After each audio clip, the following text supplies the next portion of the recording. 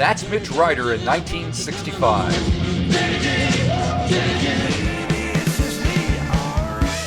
And here's Mitch Ryder in 2025.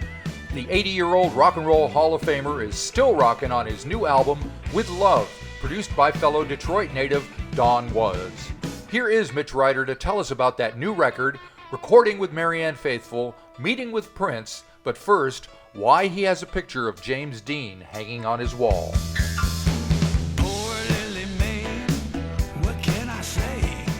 I love what he's wearing. Yes. When you consider the fashion at that time. But check that look out, that loose jacket, the big baggy Peter pants. Yep. He was too cool. I don't think I've ever seen a bad photo of James Dean, so there you go. Yeah, he didn't take him. That's right. But he was one of our treasures, That is a fact. Yep. All righty. So we got this new album that's just come out called With Love, and it's just been out a few days. Is that right? Yeah, I think the drop day was 2 days ago. Yeah. Do anything exciting on the day to celebrate, or is it old hat for you now? Oh, on my birthday? Was it on your birthday? My birthday is tomorrow, actually. Oh, okay. Well, happy birthday. Can I ask how old are you? Can I ask what your age will be? You don't have to tell me. Yeah, I will be 80 years old. Nice one. That's a milestone. I guess it is. You never know. People just don't. It's a good thing that you don't know when you're going to die, except people that are terminal and they do have an idea. But I think it's a good plan where you're not expecting it. Yep. Because then you continue to live life as if it was normal, and you just have fun. There you go. So are you having fun? Oh, hell yeah! You kidding me? Wow. That's good to hear. No, I truly am. I didn't think I'd have so much work at this to accomplish at this point in my career. Right. But I do. We're already preparing for another album. There's unfinished work at home, creative work, and we're putting together tours, and it's just crazy, crazy insane. And I just didn't see that coming. Apparently, my body did at some rate. Well, yeah. He treats you with a few surprises. I'm about 10 years younger than you, so I'm going through some of the same stuff, and yeah, you never know. It's got some of the same. It's got a mind of its own, actually. But you do what you can with it. It's the only one you got. Which would be cool if we could just change it in for a new one, a new body, and the brain's working fine. It'll probably get to that point at some point in the future, but not in the too near future, it looks like. So what motivates you to keep making the music? Is the same thing that was keeping you going back in 66 or 65 that's driving you now? Big deal. Well, back then there was a little bit of it was about girls, but it was always about music. Yeah. Absolutely. From the very first time I sang a note, it's always been about music. It's just one of those things that you fall in love with, and it's an unbreakable love. And the reason it's unbreakable is because you have the opportunity to make it new and desirable by going to different places with it. Right. By taking it different places, creating different stories, creating different melodies, creating different chords. It's endless. You can take music as far as your brain will let you. It's a marvelous passion. All righty. So what kind of came together to result in this album called With Love? How did that start its creative process with you? Lots of money. Oh, okay. Did it cost you, or did somebody give it to you? Somebody gave it to me. It was friends actually got together, and no, I mean we didn't do it for free for sure, but the people involved were all Detroiters. Right. And you know, I had been around that scene forever. Right. And so I if I didn't birth these musicians, I probably birthed their parents. Who knows? But they were Mitch Ryder fans, but devoted and accomplished. All of the people on that recording have made individual, personal gains in their careers to make them superlative in their market, and they're just excellent musicians. So that helps when you have that. Yeah. And then when you take on a producer with the skill and the history and the accomplishment of Don Was, Yeah. you're in the big leagues. Yes, And, indeed. and that's what he did for me. He created a big league album. I'm not sure what size ballpark we're playing in, but it's definitely a big league album. Cool. Yeah. So you've worked with Don before. How far back do you guys go? Because Oh he's a God, Detroiter as well, right? quite a ways. He was a kid, you know, but he knew his business. Yeah. And Louis Resto, his partner, kind of in crime, the excellent, most excellent keyboardist. Both of those guys were there on the first recording I did with Don. It was a thing I did for a German label. I believe the one song was called "We're Gonna Win," and the other side was called "Bare Your Soul," Uh-huh. which did later appear on an issue. But we made them as singles, and those were the first two things he touched that I had written, and we used part of my band to perform it and part of his. And then I was invited to be a guest on "Born to Laugh at Tornadoes," a Was Not Was album. And then we recorded again in Hollywood at the Henson Studios. And I did his Concert of Colors in Detroit as it traveled around the country. And so we've had a great deal of exposure to each other. And he's a fan, Yep. and I'm a fan of his as well, his work. So all the ingredients were there. Sounds like it. Yeah. And And you can hear it in the writing. record. Yeah. One track I wanted to touch on is called Pass It to the Right. Hold it, forget your apprehension. If you're uneasy, pass it to the right. Look out, and join the laughing people. Make them do it and pass it to the right. This is the first time you've been to a party like this. Don't be so frightened, everything is cool. I'm here to help you know and understand what this is. I care about you, think of this as school. Yeah, it's a story from my past. I don't currently indulge, Right. but it was a big part of my past. And getting together at a party and smoking joints together wasn't considered a big deal. Yep. But there was an etiquette. Yeah. And so what I'm trying to do in that song is describe the etiquette involved in social circles when you smoke pot together, if there is such a thing. Don't In my bogart that joint. Right. So that's basically what all that's about. Right. And musically, there's some stuff going on in there, though. It's there's a flute. It's almost like a jam session going at the end of it. What's happening there? We changed over sort of to an Asiatic chord structure in the where it starts going into the 16th, 8th, and 16th notes. Uh-huh. Yeah, we went to a different chord ensemble and actually just a whole different chord structure. And in and out of it. When it's jamming real hard, that's where we are. Yep. And so it has it does have sort of an Asiatic feel to it, I believe, because of those changes. Yeah, just little things that musicians like to play with, you know. Yep. Very good. And the other song I wanted to touch on was "Oh What a Night," which is kind of got a calypso type beat, but it's got a political type bent. America's Americans, we sure know how to have fun. Barbecue and alcohol, check your guns at the door.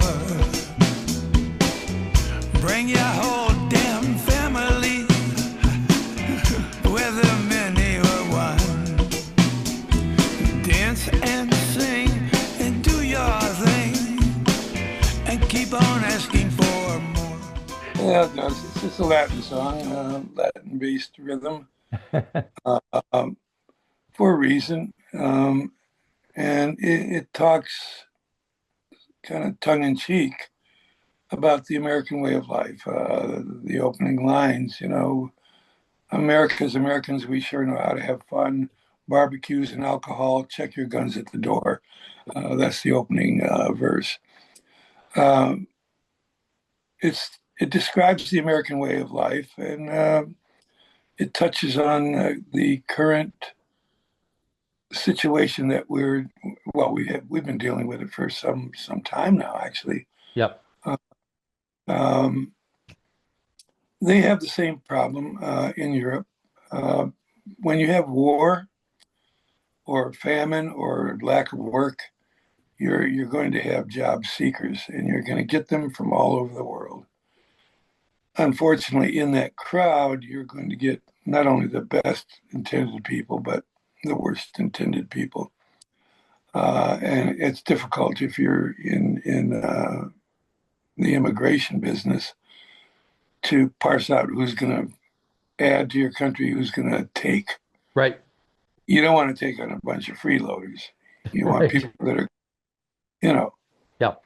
and so it's even changed the meaning of asylum. They're trying to give you no work asylum. That's a little crazy. Hmm. Hey, we don't have enough jobs for the Americans to fill, let alone the world.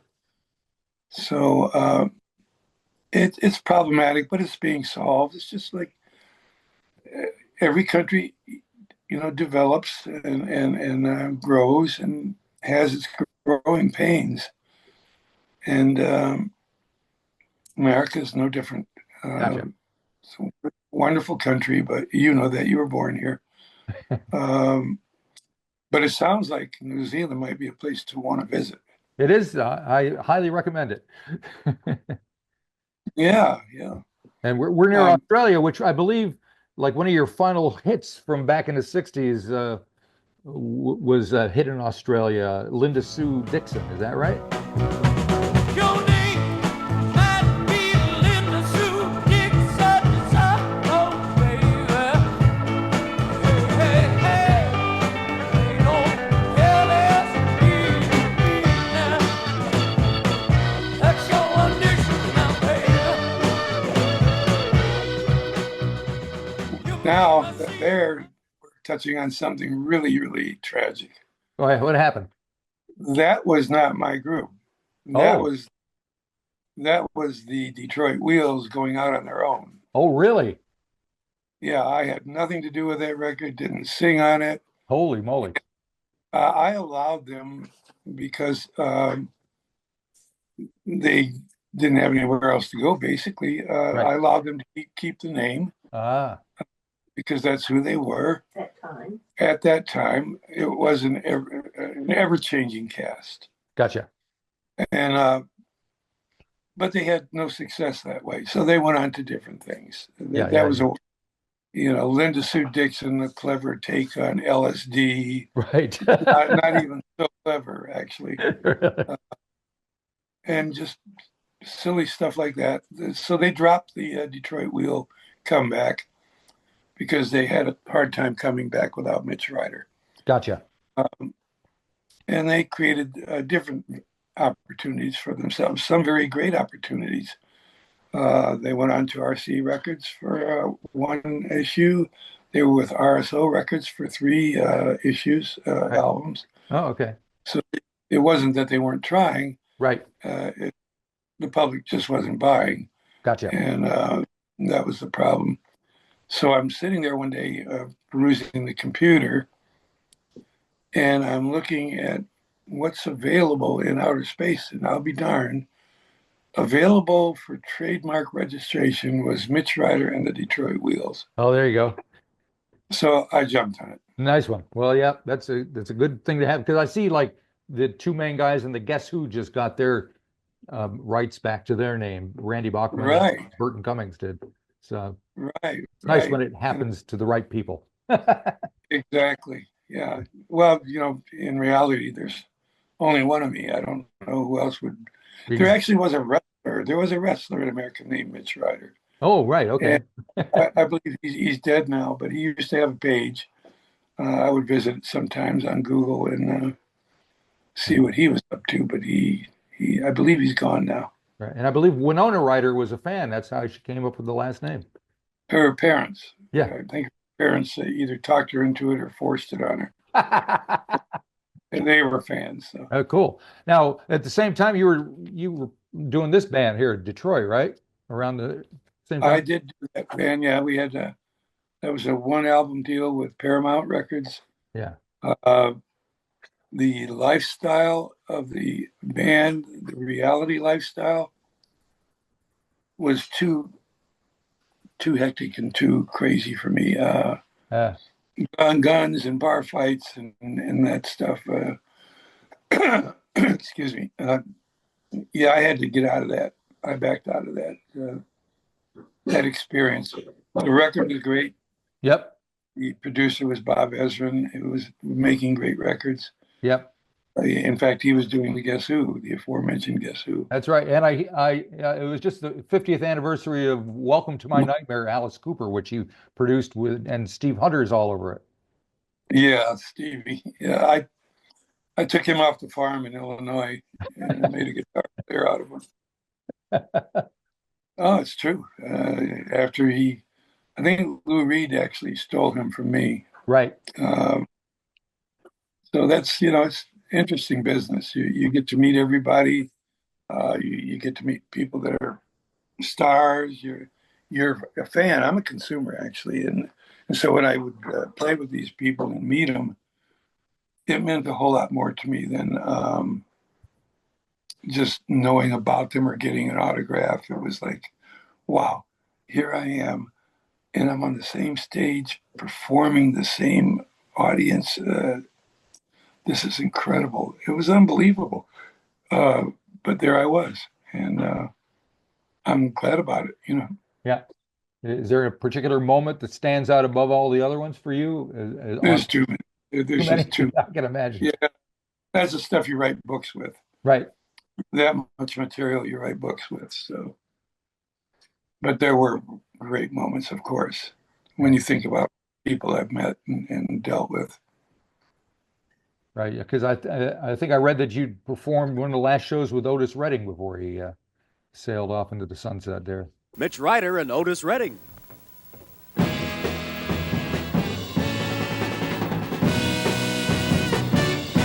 I don't wanna lose this good thing, yeah.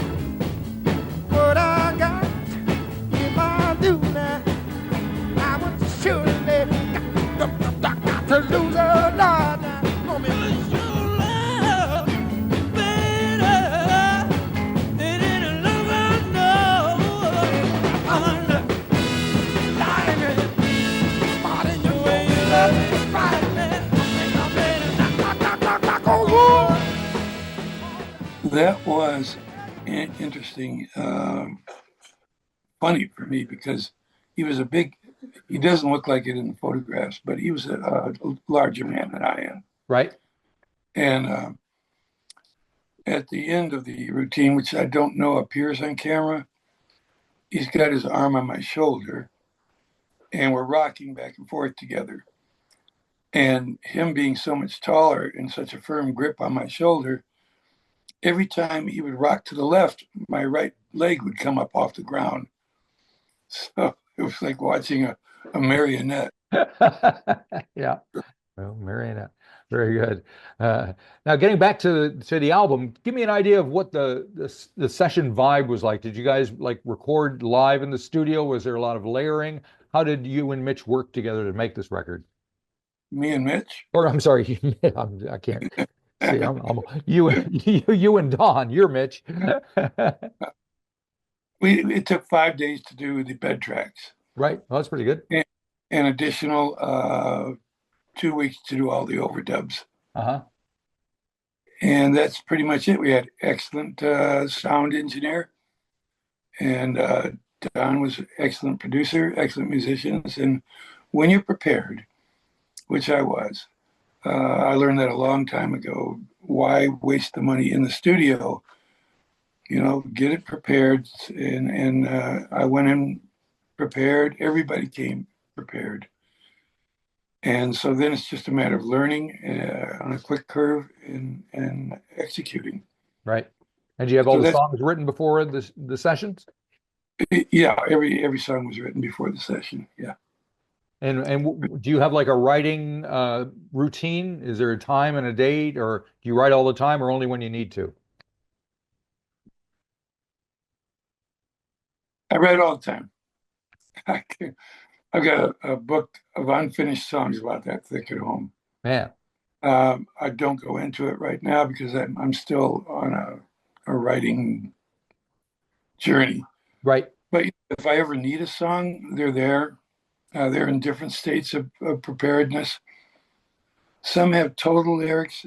Some have partial. Some have total melodies. Some have partial. Some have total chords. Some don't.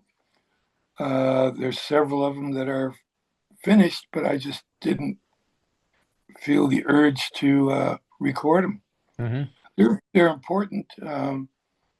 Everything I write is important from my perspective, but yeah. And do you get inspired to write by kind of everyday life going on around you, or is it from reading or hearing other music, or what do you get? Well, at my age, I don't need to create anything. It's all sort of a realistic Right. recon. Pretty much been through it all and seen it all. So it's not difficult to reach those sort of moments. Because Marianne Faithfull just passed away recently, and I Yeah, did a yeah. duet with her on this.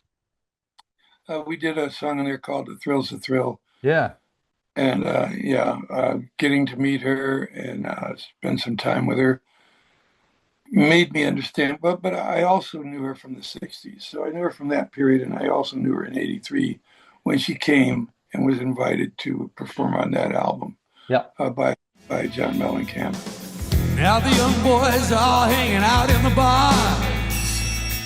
Old men don't have to cruise all night in cars. And those young girls love the smell of flowers. Old women love to play with them for hours.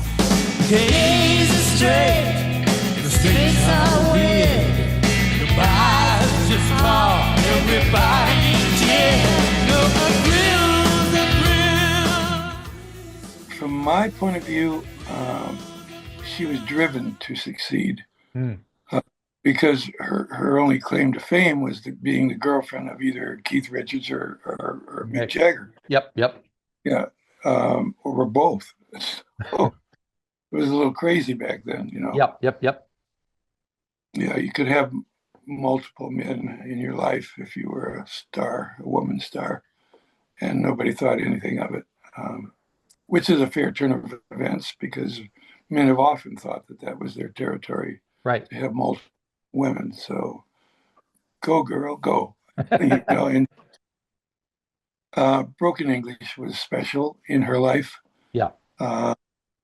We were listening to one of two or three of those songs yesterday because we were talking about her death. I'm not sure anybody's accurately reported, and maybe or heard what she did die from. I think it was a long illness that just kind of